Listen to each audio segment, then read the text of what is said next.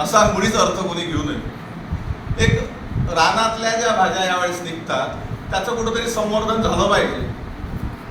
त्या काळामध्ये संवर्धन होण्याची फार मोठी गरज आहे. तर त्या रानभाज्यांचं संवर्धन झालं पाहिजे.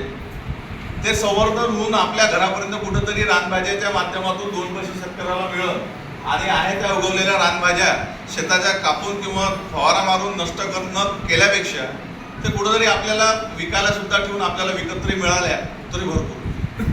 कारण पावसाळ्यामध्ये तुमच्या आमच्या सगळ्यांची एकच गोष्ट आहे, कुठलीच भाजी खाऊ नाही वाटत. तुमच्याही घरी असलच असं आज काय खायचं काही करा आहे की नाही. तर काही करण्यापेक्षा फक्त रानभाज्या खावाशा वाटतात. नाहीतर बघा तुम्ही म्हणजे जर रानभाजी जर योग्य वेळेस मिळाली तर ती खाव वाटेल, पण बाकी दुसरी कोणती भाजी खावा नाही. आणि अतिशय पालेभाज्या यावेळेस आपण तर खायला बंदीच म्हणजे